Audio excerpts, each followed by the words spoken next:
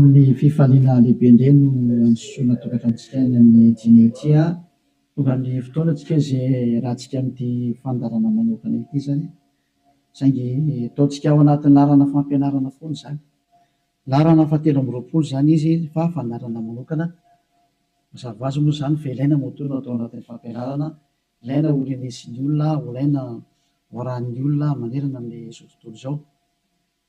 Afaka manaraka nareo amin'ny teny frantsay ao amin'ny YouTube Yahosoa TV français. Afaka manaraka nareo amin'ny teny anglais ao amin'ny Yahosoa TV Yahosoa TV zay mihitsy rehefa sita anglais zay.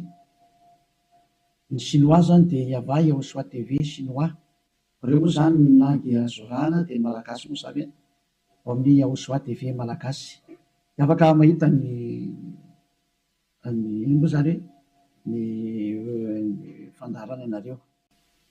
Avelantsika aloha zany dia arikivavaka metraka amin'ny telo am-pelatanana Andriamariava ho voninahitry ny ranomasina iarivavaka atsika. Saotra betsaka dadamarany amin'izao fotoana izao izay ahafana manazava mampianatra ny olona ny fahamarinana ho voninahitry ny ranomasina. Ilay andro ny fahamaliana, fametrahana ny fahamarinanao, fametrahana ny voninahitranao.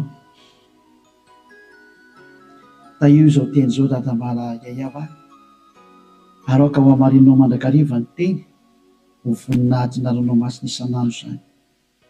Dia apetraka ho am-pelatananao ny teny lazao ambarako sy rehetra teny hozaraina amin'ny tsirairay avy ho fahafantarana ny olona ny fahamarinana dia ny fahamarinanao. Saotra betsaka dadamala iaiava aho amin'ny anaranao Yahosoa naovana an'izany teny rehetra izany. Amen.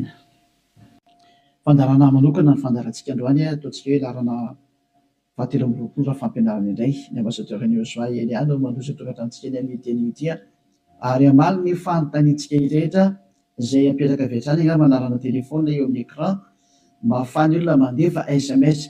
Ataontsika SMS ny antony be dia be ilay tapatapaka, be dia be ny tapatapaka. Mety isy koa avy any ampitan-dranomasina dia efa mesazy raha telefona ho sahirana be tsika fa SMS tsy maintsy tonga ary tsy maintsy voavaly daholo rehefa SMS zany. Dia ilazana antsika fa atao avy SMS ny izy 032 86 663 98 032 86 663 98 zay antsika rehetra izay manaraka amin'ny radio dia mety tsy mahita an'ilay numéro telefona nareo dia izay naveriko izay 032 86 663 98. Ny fantena mipetraka moa dia hoe ngamo rehefa mivavaka dia mbola mpanota iza zany nampianatra an'izany teny izany. Izay moa zany ny lohateny ny fandarantsika androany. Izy moa zany milaza fa rehefa mpivavaka na hoe manaradia an'izany zanak'Andriamanitra zany dia mpanota ny dikan'izany, afaka manota. Dia izay mihitsy moa zany ny tena iainan'ny olona sy arahan'ny olona mbola afaka manota mihitsy fa io zanak'Andriamanitra io rehefa maty dia noentiny daholo ny fahotana ary namela ny fahotana izy tamin'ny izy maty teo amin'ny hazofijaliana ary ny dikan'izay dia afaka manota foana amin'izay ny olombelona. Dia moa zany ny tena zavain'ny olona rehetra manerana azy tontolo izao zany zay ilay mpanaradian'i Jesosy rehetrarehetra zay hoe afaka manota daholo ny olona rehetrarehetra ary izy afaka manota iny dia ny antony dia satria efa ny zanak'Andriamanitra iny no efa mitondra ny fahotana sy ny karazany ka afaka manota intsony. Zany ataoko hoe tena Andriamanitra vendrana be mihitsy ny fampirezidan repoblika raha mbola misy saina noho izy. Dikan'izany ange zany hoe Andriamanitra maneraka olona anao ratsy ange dikan'izany. Tena Andriamanitra vendrana be sa metsy be ny teny ilay Andriamanitra vendrana be.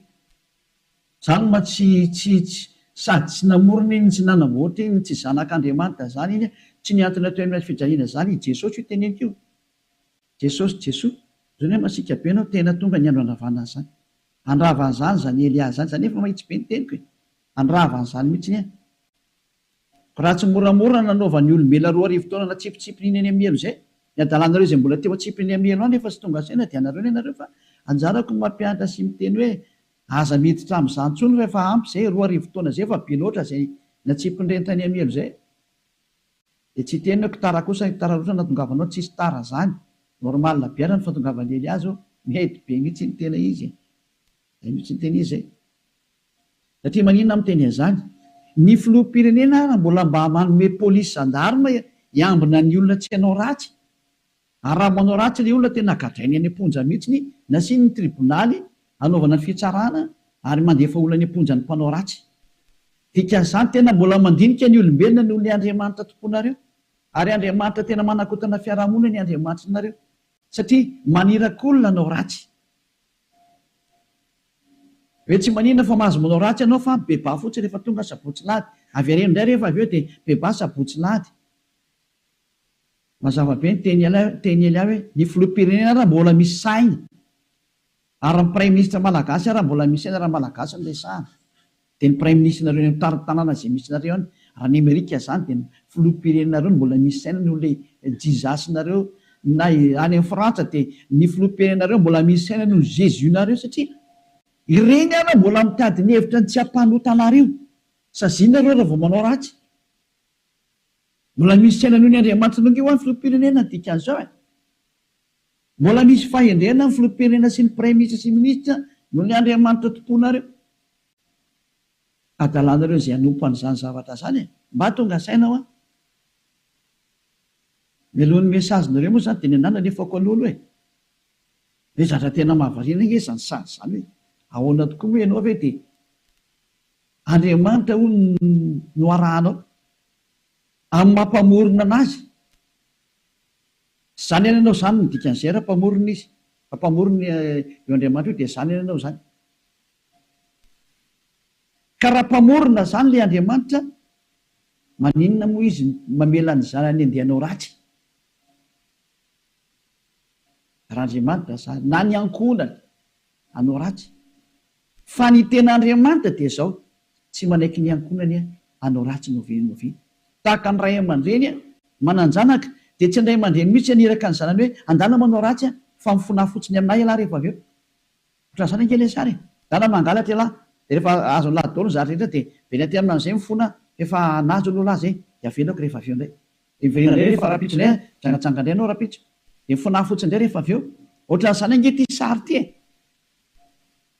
tsy mba Andriamanitra zany aminahy fa devolo manao an'izany hevitra zany tsy mba misy Andriamanitra ny teny an'izany zao ny teny le Andriamanitra marina fa za moa fampidirana taony ary teny entina tonga sainanareo hoe tsy izy mihitsy ny ty Andriamanitra ny tomponareo hatramin'izay ty fa mpiara-miasa amin'ny devolo zay moa le fampianarana tary amin'ny numéro 18 sy 19 zay mpiara-miasa amin'ny devolo io ny androny dia zao ilay tena Andriamanitra dia namoaka an'izao fanambarana zao aza manota intsony zay ny tena baiko n'ilay Andriamanitra tena marina hoe aza manota intsony ka raha izay Andriamanitra tena marina zay ny namoaka an'izay baiko zay aza manota intsony zay ahoana moa zany ianao ny lasa mbola misy miteny hoe mahazo manota kambo fa nentin'ilay zanak'Andriamanitra ny fahotanao dia afaka manota anao fa mibebaka fotsiny rehefa avy eo tena zany rehefa teny feon-demony ny teny izy ohatsy rehefa tsika ny histoiran'ilay vehivavy janga ilay vehivavy janga any dia zao rehefa nijangatsanga izy dia tratra ny olona dia nomelohan'ny olona ary nandeha hovonora rehefa nentina teo amin'ny Jehosoa izy dia hoy Jehosoa hoe zay tsy nanota taminareo naoka hitorabato azy voalohany zany ny tenyilay zanak'Andriamanitra tena marina zay kanjo moa zany hiala daholo ny olona matoa zany nareo mbola manota mandrak'androany tsy ilay zanak'Andriamanitra tena marina ny fanena taminareo fa devolo ny fanena taminareo alay tomponareo tena devolo akitsira fotsiny zao dao fa kitsika zay tantara zay zay ihany dia fampiandinenareo ny zavatra rehetrarehetra zany zay ihany dia ampiandinenareo ny zavatra rehetrarehetra zay mba jerevantsika mba ampidirina kely angamba ty teknisianina Jaona toko favalo andiny fa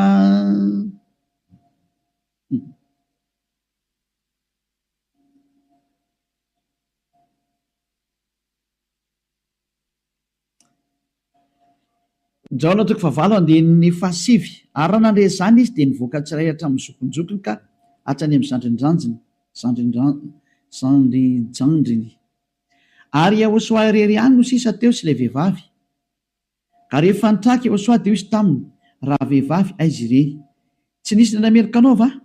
Ary izy tsy misy tompoko. De hoy Iehosoa, za koa tsy manamerika anao. Zay le hoe le famindram-pony mandeha voalohany.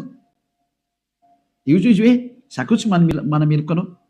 Ary eo aoriana le famindram-po am'izay na le fanadiovana le teny manafaka anao de misy toy le teny hoe mandehana ary am'izao sisa izao aza manota intsony. Zay zany no toy ny teny Iehosoa hoe aza manota intsony aorianan'izao zahatra niaonanao tamiko zao, aza manota intsony ianao. Zay ny voalazan'ny teny marina zany zay. Zay le hoe tsy maintsy mandeha le famindram-pony Iehosoa le fanadiovany. Aorianan'izay aza manota intsony. Aneny Jesosy kosa dia manontany foana. Fa rehefa avy eo mifona indray de manontany ihany de mifona. Jerevantsika deo aloha zay melony natongavan'ny SMS nareo amin'ny fanontanianareo hoe ngamo mbola mahazo manota rehefa tafaraka amin'io Andriamanitra marina io. Valiteny ny devolo miteny hoe mahazo manota. Fa le Andriamanitra marina miteny hoe tsy mahazo manota intsony. De dinio zay miaraka aminao zany manao kiza le miaraka aminao. Zay izy zay. Antsika aloha hitodika indray tsika any amin'ny teny manaraka indray.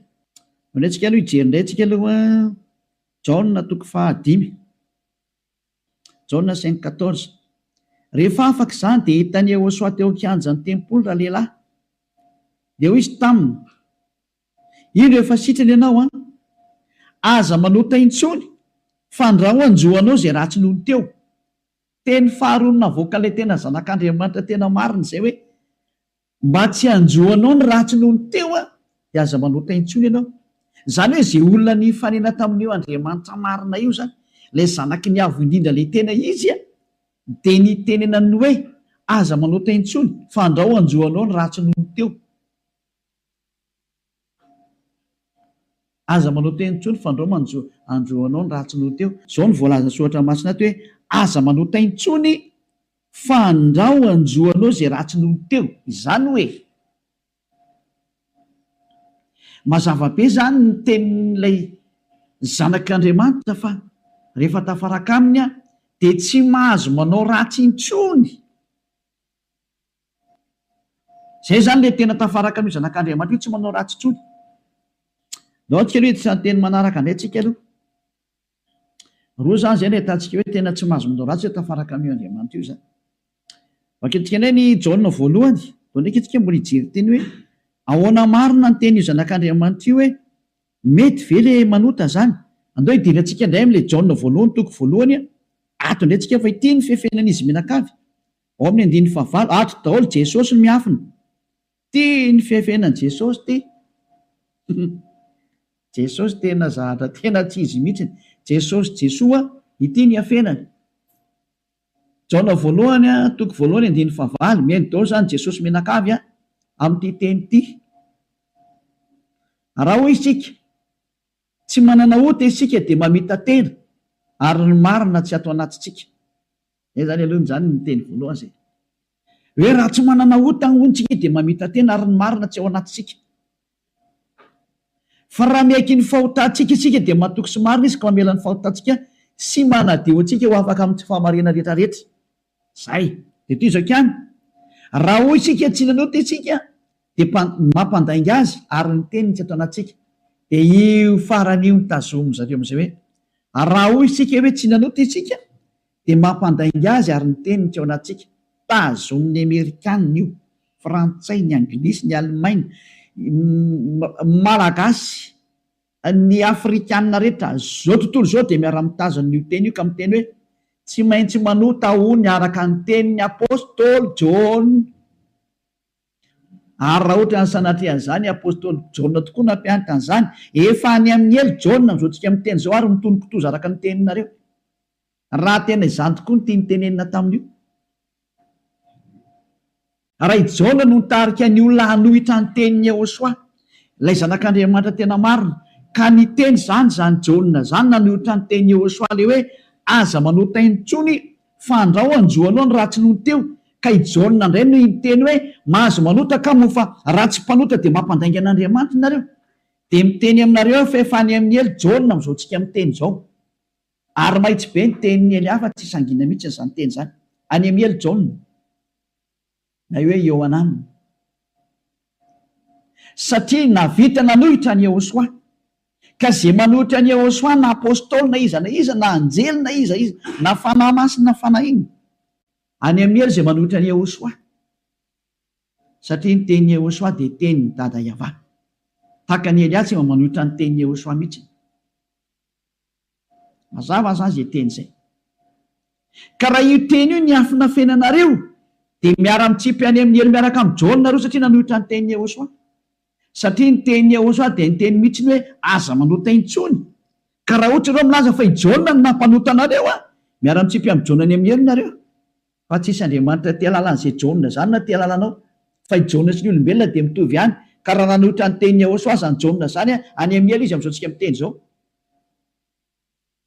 Dia any amin'ny ely tahaka anareo rehetra. Dahory jerevantsika ilay fandehan'ilay teny azy. Inakena tonga ny Jaona ny teny an'io? Ny olona izay mbola tsy tonga amin'ny Yehosoa, raha izy no miteny hoe tsy manana ota za, dia mamita teny izy ary ny marina tsy ao anatiny. Izay ny dikan'ilay aty amin'ny 9:9 sy 10 hoe raha hoy isika tsy nanota isika dia mampandainga azy, satria ny olona rehetra tokoa dia tena mpanota daholo, ary ny tenin'Andriamanitra dia milaza mihitsy hoe fa ny olona dia mpanota. Samy nanota izy rehetra ka tsy esy manana ny voninahitra avy amin'Andriamanitra. Reny le izy reny. Raha mbola tsy tonga amin'ny Yehosoa ilay olona dia tsy maintsy mpanota izy. Izay ny dikan'io teny io. Izay ny dikany hoe raha misy miteny hoe tsy manana ota dia mpamita tena ary ny marina tsy ao anatiny. Satria ianao raha mbola tsy tonga amin'ny Yehosoa dia tsy maintsy mpanota ianao. Ary zany ny ilazana amin'ny Jesosy izay olona miaraka amin'ireny fa olona mpanota ireny, satria tsy mbola tonga aty amin'ilay tena izy. Fa ao amin'ilay pisoloky nareo no nandeha. Dia hoe ilay pisoloky mahatsinareo hoe mpanota nareo. Pisoloky io tsy niantona teo amin'ny fijaliana Jehova zatra mpamitaka io. Samy mijery ny marina tsika. Miko anao teo nke ny tenin'ilay zanak'Andriamanitra, ny tenin'ilay zanaky ny avindrina nke fa miko anao teo e. Ka aza mamaly tsony ianao. Fa ny tany sy ny lanitra ho levina hoy Jehosoa, fa ny teniko tsy ho levina mandrakizay. Aza hoe izay teny izay.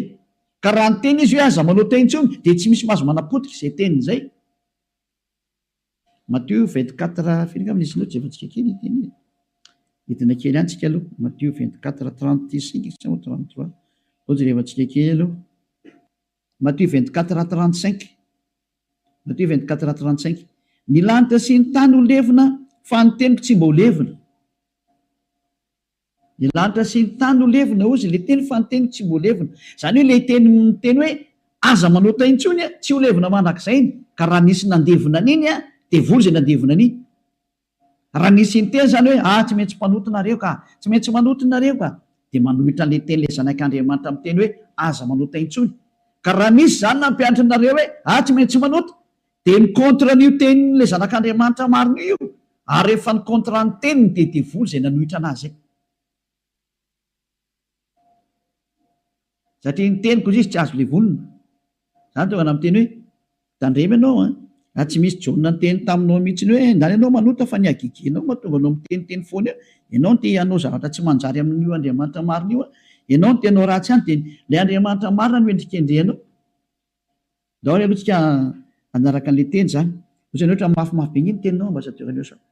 Tena tsy mafy zany. Alera ny mora indrindra tokony renisy sofinao zany, fa tokony mafimafy noho zany no tokony hoeninao, satria be izay nahadalana nataonareo izay hoe tsy heverinareo fa faly aminareo Andriamanitra tokony fampianarana io. Izy ve ary miteny hoe aza manota intsony, dia nareo nefa ry mamaly hoe tsy maintsy manota fa tsy possible mihitsy izany. Nareo no te araka amin'ilay Andriamanitra tsy izy nareo any, dia ny famarina ilay Andriamanitra kosa ny potipotehnareo. Iza mampanao anao an'izany kosa ny ianao? Dahoary Jaona voalohany toko voalohany 9:9. Koa raha hoy isika hoe tsy manana ota isika dia mamita tena ary ny marina tsy ao anatsika. Izay aloha zany le hoe raha misy mbola tsy tonga amin'ny Yehosoa anao dia mpanota ianao ka raha ianao raha mbola tsy tonga amin'ny Yehosoa no miteny hoe za tompoko tsy mpanota intsony, dia mpandainga ary mpamita tena. Izay no mahatonga an'izay niaraka tamin'i Jesosy rehetrarehetra na Jésus Jesus Jesus ny teny daholo nareo hoe mpanota, satria tsy mbola tonga atao amin'ilay izy nareo, de tsy maintsy miteny mpanota nareo, porofo mitohaka amin'ny tendanareo fa tsy mbola tonga ao amin'ilay tena le zanaky ny avy nareo fa pisiloko io miaraka aminareo, sady mpandainga ny pisiloko, tsy niantona teo amin'ny fijaliana zany kory io na ny kely ary, tsy nanitsaka tete kory ny ary ny tongotro io. Toizantsika amin'izay ny andininy fahasivy. Fa raha miaiky ny fahotantsika isika, mila miaiky ny fahotanao ianao zany dikan'izay, de mahatoky sy marina izy ka mamela ny fahotantsika, tena tady mamela izy raha miaiky itsika ary manadio antsika ho afaka amin'ny tsy fahamarinana rehetrarehetra, afaka daholo ny tsy fahamarinanao rehetrarehetra, hatrany amin'ny fieritreretana ratsy voadio daholo mihitsiny,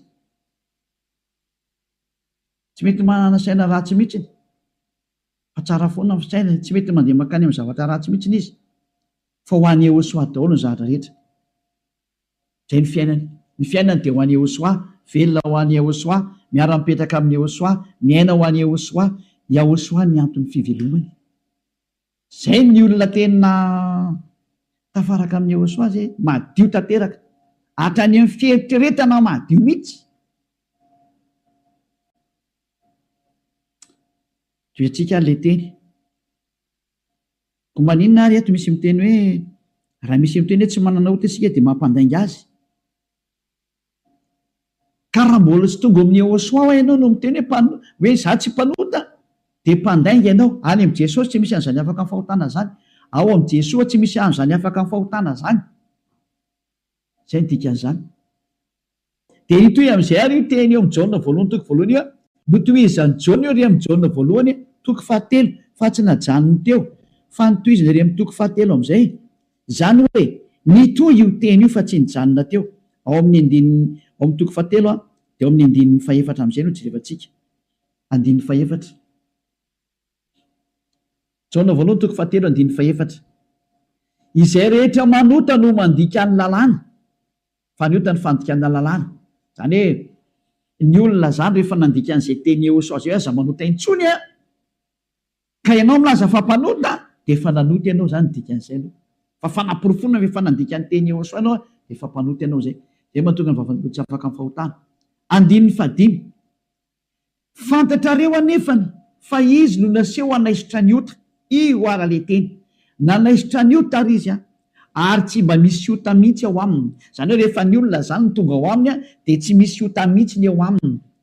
Dia toy izy amin'izay ary ny andininy fahenina, izay rehetra mitoetra ao aminy ara dia tsy manota, nizaniza zany tafaraka amin'ny Ehosoa dia tsy manota intsony. Zay ny tena nytenenin'ny Jaona zay, ary taoriana ny fananarany tarikatra amin'ny Jaona voalohany toko voalohany andininy fahavalo dia nitsindriny amin'izay ny teniny fa rehefa tonga ato amin'ny Ehosoa kosa nareo dia tsy manota intsony. Ary zany hoe raha mbola tsy tonga amin'ny Ehosoa nareo dia mpanota nareo, rehefa tonga ato amin'ny Ehosoa kosa nareo tsy mpanota intsony. Zany mampiseho miariary mihitsy fa mpamitaka sy mpandainga iny Jesosy iny, dia iny Jesosy iny mandainga io, adalanao zay te hiaraka amin'izany Andriamanitra mampandainga, sady mampandainga ny Andriamanitra marina ary misy loko ny asany ary nandefanareo any amin'ny hely, adalanao raha mbola hiaraka amin'izany ianao, safidinao moa inoko. Raha tsy amin'ilay miaramila ny devolotiko ianao dia naika an'izany famononanao zany, fa raha olombelona normal maheno any ery amin'ny teny tonga saina daholo ary tsisy manaiky fitahana intsony. Adino meko anareo ny fanaporofona io iny izy io hoe toy antsika eo amin'ny andininy fahenina, izay rehetra mitoetra ao aminy dia tsy manota, nizanizany zany mitoetra ao amin'io Ehosoa io dia tsy manota intsony izy, fa izay rehetra manota ozy izy ao mitenin'ny Jaona amin'izay dia sady tsy nahita anazy ary tsy mahalala anazy. Tsy netan'io zanak'Andriamanitra maro io nareo, midika zany fa i Jesosy dia tsy zanak'Andriamanitra, Jesoa dia tsy zanak'Andriamanitra marina, tsy izy io, mpisoloky ary mpamitaka, satria nampanota anareo foana hatramin'izay. 2000 taona nareo mipetraka ato anatin'ny fahotana, tsy afaka anareo zany ny dikan'izay. Mbola hiteny any ve nareo fa marina ny lalakaleana? Toizantsika ihany ny teny Jaona, satria Jaona ihany nampangainareo dia ileo Jaona koa ny namafy ny teniny. Jaona voalohany ihany toko fahatelo andininy fahavalo, dahoarany andininy fahasivy avy hatramy vakintsika. aloha andiny favalo aloha tenentsika ny tenin'ny apôstôly Jaona, izay manota dia avy amin'ny devoly satria ny devoly manotatra amin'ny voalohany. Io izy io. Niza zany manota dia avy any amin'ny devoly zay satria efa tonga Jehosoa manala ny fahotana. Zay manota am'izay io Jehosoa am'izao dia avy any amin'ny devoly izy. Ianao zany rehefa mpanota dia avy any amin'ny devoly ianao. Mpitondra fivavahana ianao. Laza ianao zany fa mpanota ny olona. Avy any amin'ny devoly ianao. Andriamanitra tompony olona ianao. Laza ianao fa mpanota ny olona ary ampiresinao ny ota ny olona. Avy any amin'ny devoly ianao. Zany hoe olona ny rahana devoly akety zany io miaraka aminao io. Mametrereta. Mbola tsy tonga sena miteny mandeha ihany ianao. Asakasakanao aloha fa zay le fandarana androany fanavotany ty. Ny endry mahita loza kamery ny adala mandrosoka vo. Dao afaketsika indray ny teniny. Andinin'ny fasivy. Ty le nitenenin'ny apôstôly Jaona ihany. Ovalina le Jaona voalohany toko voalohany andin'ny favalo sy ny fahafolo. Hoe ny olona izy Jaona rehefa tonga ato amin'ny Jehosoa tsy mety manota intsony. Ilay tena zanak'Andriamanitra tena marina. Izay rehetra nateraka Andriamanitra no tsy manota. Matoana zany mbola manota dia tsy nateraka io Andriamanitra ianao fa nateraka Jesosy Jesoa. Io ianao mpanota io. Mbola tsy nateraka ilay zanak'Andriamanitra tena izy ianao fa niteraka anao dia ilay pisiloko no niteraka anao. Ilay mpamitaka no niteraka anao. Fa ilay Andriamanitra tena marina tena manizingizina mihitsy nisany amin'ny Jaona apôstôly tsy nivadika tamin'ny teny Jehosoa izy. Fa nitazominy teny Jehosoa hoe izay rehetra nateraka io Andriamanitra io dia tsy manota satria maninona izy. Satria ny voany mitoetra ao anatiny ka tsy mahay manota izy. Tena nitsindriana fandroany. Tsy mahay manota izy. Fa maninona hoy satria nateraka Andriamanitra. Izy zany nateraka io Andriamanitra io dia tsy manota intsony. Fa zay nateraka iny devoly io manota foana ary miteny hoe tsy maintsy manota sy ny karazana. Devoly ny rainy. Soratra masina daholo miteny anio. Tsy misy nidirany Elia mihitsy ny zanona kely fa samy soratra masina jerevantsika. Ary konfirmeny Elia mihitsy ny teny le zanak'Andriamanitra marina. Lay maty teo amin'ny azy fijaliana hoe aza manota intsony. Zay ny tena teneny ao anatin'ny baibolinareo zany teny zany. Ao anatin'ny baibolinareo zany teny zany fa tsy zany namorona. Andana vakeo fa nomeko tarihin'ny voavonanomboka ny fandarana. Ao anatin'ny baibolinareo le izy. Ary rehefa avy eo dia nitsindrin'ny apôstôly amin'izay zany teny zany. Mbola nampiny ao amin'ny Jaona voalohany toko fahadimy. Mbola nampiny teny akaiky indray andininy favalo ambin'ny folo. Jaona voalohany 5:18 tindraingy ny teny manaraka. Jaona voalohany 5:18 mbola nitsindriny Jaona daholo ny teniny. Io zany tsy Jaona akory no makany amelo sanatria zany fa ianareo no makany amelo izay nanendrikendrika ny Jaona. Nanendrikendrika ny apôstôly Jaona salary Saolina, salary Ioananina. Ianareo izay nanendrikendrika anazy mitsipy makany amin'ny elo fa tsy satria tena niteny mihitsimihitsiny. Teny fa naporofona manaraka. Holy Jaona ihany no teny aty. Fantatsika fa izay rehetra nateraka Andriamanitra dia tsy manota. Fa izay nateraka Andriamanitra dia miaro ny tenany ka tsy mikasikazy akory ilay ratsy.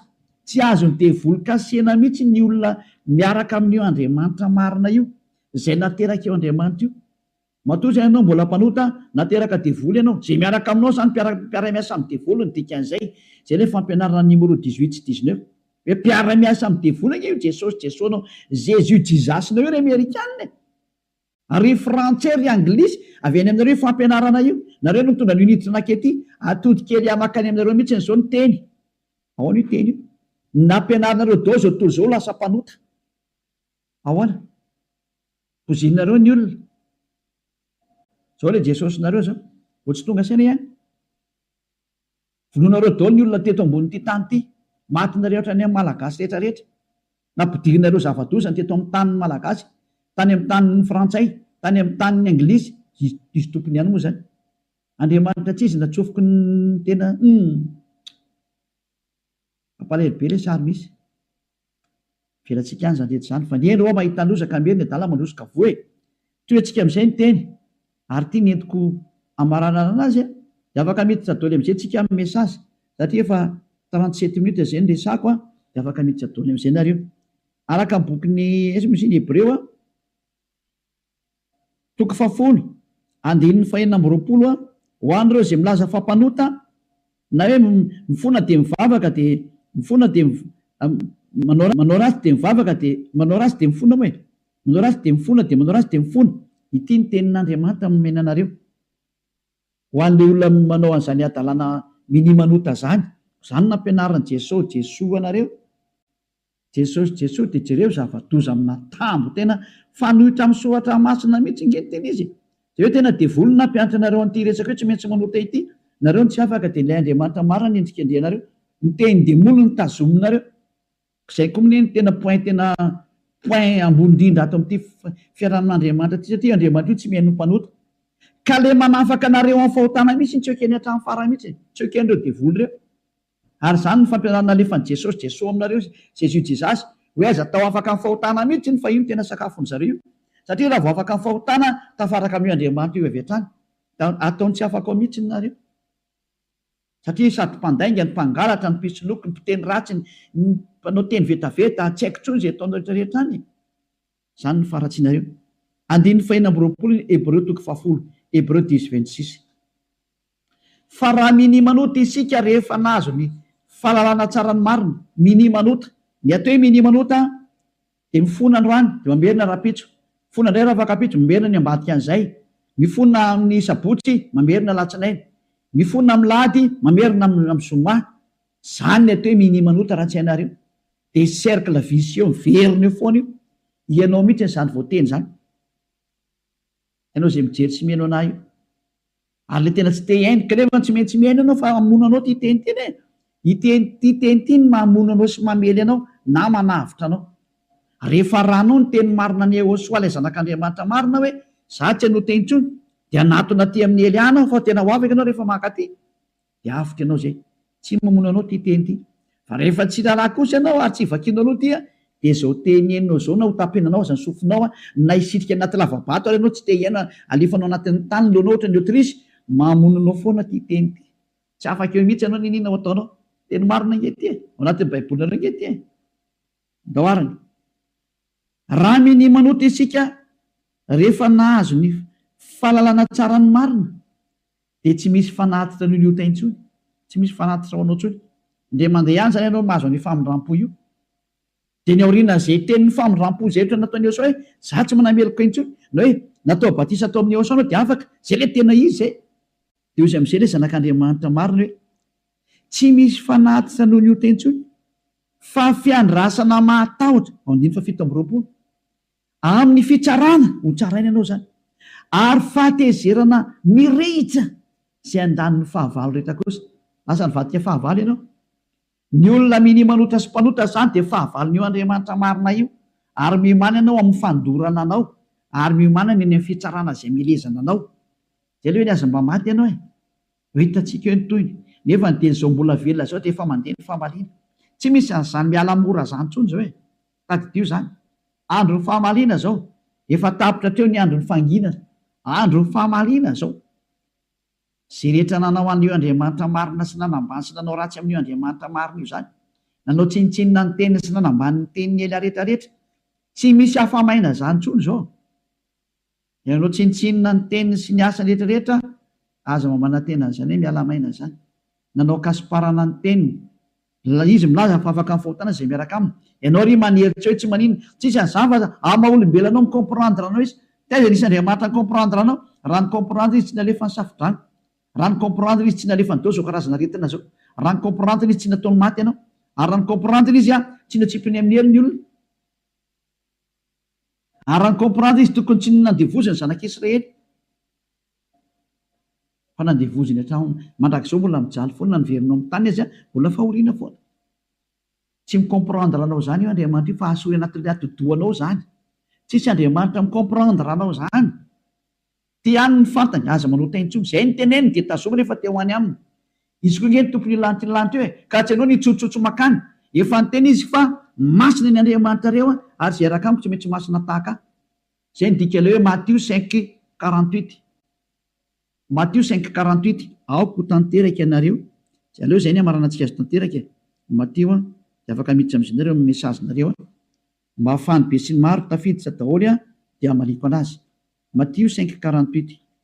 Koa amin'izany aoko tanteraka ianareo toy ny fahatanteran'iray izay any an-danitra. Ianao zany dia efa nomeny Yehosoa baiko hoe rehefa teo any amin'ny lanitra ny lanitra ianao, aoka ianao ho tanteraka, atao ny sitraponao atete an-tany tahaka ny eny an-danitra any amin'ny lanitranlanitra ambony any zany. Manomboka eto ianao zany dia tsy maintsy tanteraka, dikany tanteraka ao amin'ny teny anglisy dia hoe perfect, ary ozy ny teny frantsay hoe parfait. Ianao zany mila parfait, perfect, tanteraka ozy ny tenin'Andriamanitra rehefa teo any amin'io Andriamanitra marina io. Fa ny olona izay tsy parfait tsy mahazo miditra makany zany. Ozy hoe ianao zany parfait mihitsy, madio zany eritreritranao, voalazanao madio be mihitsy ny eritreritra, tena ho any soarerery ny zavatra rehetra momba n'izany Elias. Donc efa kitsika teny izay hoe madio ohatra ny mieritreritra any amin'ny bokin'ny Hébreo any angambany izy. Jevantsika Hébreo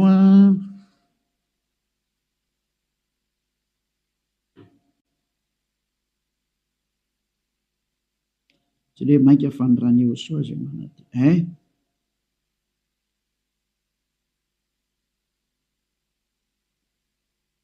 izay mosany manadio ny eritreritra. Vakitsika manomboka amin'ny andiny faha 1 zany dia hatrary amin'ny andiny faha firy zany ty enina ambin'ny folo 16 17 aloha vakitsika manomboka amin'ny andiny faha 11. Hébreo 9 dia manomboka andiny faha 1 fa Joshua kosa Hébreu 9 manomboka amin'ny 11 ka hatramin'ny 17 eo na 18 angamba vakitsika eo daholo. Fa Joshua kosa rehefa tonga ompisorona be ny amin'ny zatra tsara ho avy dia namaky teo amin'ny tabernakely lehibe lavitra sady tsara lavitra izay tsy natao tanina, izany hoe tsy misy an'izao zavatra rehetra izao, ka tsy mba nitondra ranosy lahy izy na ranjan'akoho fa ny rano tenany dia niditra indray mandeha ho any amin'izay fitoerana masina ka nahazo fanavotana mandrakizay vadindrindra. Fa raha ny ranosy lahy sy ny ranombolary ny lavenim-batotrony vavy avy afafy amin'izay voaloto no mahamasina hatrany amin'ny fanadiovana ny nofo maika fa ny rany Joshua izay nanatitra ny tena tsy manatsinoan'Andriamanitra tamy alan'ny fanahy mandrakizay no adio ny fieritreretanareo ho afaka amin'ny asa maty mba hanimponareo an'Andriamanitra velona. Tsy tomba tany amin'ny 15 fa teo amin'ny 14 dia hitantsika ilay zany io izy io. Izany hoe madio hatrany amin'ny eritreritra rehefa tonga amin'ny Joshua. Tsy misy maloto zany intsony eo aminazy, afaka daholo ny zava-drehetra. Zany ilay tena Andriamanitra tena marina zany. Izay ilay tena niantona teo amin'ny fijaliana, izay ilay tena nandatsaka ny rano, izay ilay tena zanak'Andriamanitra marina indrindra, izay ilay niteny hoe aza manota intsony ny anarany Joshua no anarany. Izao toriany Elias zao. Tsy azo ovaina koa izay anarana izay satria tsy misy anarana hafa nomenany olona mba halanitra izao na famonjena. Ka rehefa Joshua ny anarany tsy azo ovana zavatra hafa intsony zay, ary Joshua rery navita nafaka amin'ny fahotana, tsy azonao ovaina zavatra hafa na atao ovaina atao paralèle amin'ny zavatra hafa. Devoly manao an'izany, mbola devoly koa manao an'izay, io nareo tsisy afaka amin'ny fahotana io. Fa izay nanatona ny Joshua rehetra tamin'ny alalan'ny Elia ankehitriny afaka amin'ny fahotana daholo ary tena madio be daholo, tsisy tsiny intsony. Anjaranao sisa mandray fanapa-kevitra. Za miteny aza miaraka amin'ny Jesosy, Jesosy hoy miala tao. Rehefa te hitsipy ny amin'ny elo mipetraha ao. Efa miteny ho any amin'ny elo anao fa tsy solution zany. Ary anao tsy havita nova-palitao fotsiny eo ary Jesosy. Tsy misy Jesosy afaka minova-palitao zany fa 2 taona ngenao namono olona zay. Aiza intsony ny vita madika tampoka fotsiny hoe tsika kosa fa tsy manota. Tsy afaka manao an'izany nareo satria maninona? Lay devoly lehibe nareo mihitsy ny eny mihinan-kanina amin'ny fahotana io ka ao namono nareo navelany ho afaka amin'ny fahotana. Tsy afaka ho zany mihitsy nareo izay miaraka amin'ny Jesosy, moa Jesosy koa tsy afaka amin'izany. Samy voa daholo nareo. Fa endrena andao anatona ny Joshua hiaraka amin'ilay Andriamanitra Abrahama izay antsoina amin'ny anarany hoe Yahva. Andao hiaraka aminy, andao hiaraka amin'ny Joshua ary andao hiaraka amin'ny Elias ho hitanareo maso. Mpanavitra zany Elias zany, mpamonjy zany, ary tsy manaiky ny faratsiana hatramin'ny farany. Tsy manaiky an'io Andriamanitra tsy izy io zany mihitsy. Tonga ny andro andravana ny reny ary tena mandrava Elias zao. Izay koa ny asany atao hoe Elias, mandrava ny Andriamanitra tsy izy. Mirary izy soantsika rehetra ho faly nandeha izany teny izany. Miala amin'ny Jesosy sy Jesosy, miala amin'ny Jesosy Jizasy, mahitsy be ny tenin'ny Elias. Rehefa te ho ripaka nareo dia mipetraha ao. Safidy io sisa. Ary rehefa te hitsipy any amin'ny elo nareo dia mipetraha ao. Efa niteny taminareo ampiara-dia amin'ny devoly io. Iraky Satana io hanipy olona any amin'ny elo. Azay ny mission io. Tsy niantona teo amin'ny fijaliana zany io fa lainga zany. tsy nandatsaka ny rany zany iny, laingy zany, tsisy nataon'iny zany teo, fa mpamon'olo iny ary tena pisoloky direkta fotsiny zao izy. Ny raha ny satana izy amitaka anao mba ino zavatra tsy izy, ary anamboatraboatra lalana hoe Andriamanitra mpamindra fo ka mazo manao ny adalànao ianao fa mpamindra fonga io. Nefa hitanao tsara ny teny teo fa tsy mahazo miditra ny amin'ny lanity lanta zany mpanota zany. Fa vitan'i Jesosy, Jesosy ny teny taminao hoe izy mamindra fo fa Andriamanitra fitiavana io hoe famindram-ponga io ary raha ny teny dada eva za mamindra fo am'izay tiako amindrana fo ho an'izay ty azy zany, fa ny exploiteny devoly zay teny zay hoe izy no mamindra fo ka ataovy ny adalàna. Jereo amin'izany ny fanaovana famitany olombelona, izy no mpamindra fo fa manaova adalàna ianao. Dia mitsipaka ny teny dada iavatra amin'ny fara mihitsy nge, ka niendra mahita loza ka miheny hitanao zao ny loza ny teneniko anao, miala amin'ny Jesosy, miala amin'ny Jesoa. Hitanao tsara izy zay, mazava be ny fanazavana teto, afaka nandefa mesazy zao tontolo zao. Samy mieritreritra zay tonga saina manapa-hevitra manarà ny Elia amin'izay, manatona ny Elia amin'izay, tonga ny andro hiantsoana farany ana rehetra rehetra. Tena tsy diky mihitsy hoe hiantsoana farany ana rehetra rehetra. Dia mbola mihitsy ny fotoana miazaka zalareo. Tonga ny fanapoteny Andriamanitra tsy izy, tonga ny famerenana ny voninahitra ny dadanay Yahva, tonga ny famerenana ny voninahitra inaran'ny Yehosoa, ilay zokinay malalanay, ilay maty teo amin'ny fijaliana noho ny aminareo olombelona mba hamonjy anareo. Tonga ny famerenana nyzany rehetrarehetra zany ankehitriny. Elia nanao anazy. Zany mahatonga ny Elia miantsoantso anareo hoe dieny mbola tsy mipokany aminao ny atezerany avo indrindra, maiza manapa-kevitra teny zao. Fa tsy maintsy ho tanteraka amin'ity taninareo ty teny ty hoe ho atao miavaka ny manompo an'Andriamanitra marina, Yahva zay dia Yehosoa, sy ny tsy manompo azy. Tsy maintsy ho aseho zay, tsy maintsy iseho zay.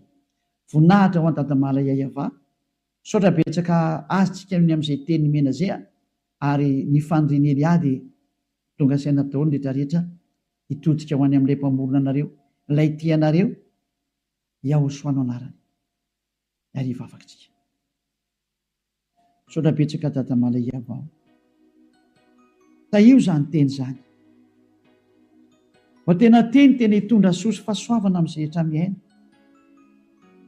ary fahatsarana ho an'izay rehetra mandry. Fanavotana ny olona ny anton'izao fampianarana izao, ary fiantsoana ny olona hitodika sy hiverina ho any aminao. Valio antso ny tsirairay avy, valio teny ny tsirairay avy dadamala Yahva. Mamalia vavaka ianao, voninahitra ho anao mandrakizay, arovy ny teny izay nomeko satria avy any aminao ry. Arovy ny teny izay rehetra nambarako satria nomenao reny ho hanavotana ny olona hiverenao any aminao. Sokafy hatrany ny varavarana mba hidirana izay mbola afaka miditra dada malalo Yahva. Vonjeo izay rehetra fatady ho faty, mba ho tonga soa aminao Yehosoa, voninahitra no mandrakizay. Amin'ny anaranao Yehosoa anaovana ny vavaka sy ny teny rehetra. Halleluia, amen. Dia mirahaso tsira samy teny Yehosoa ho amin'ny fitohizan'ny fiarantsika manaraka indray. Fiarahana.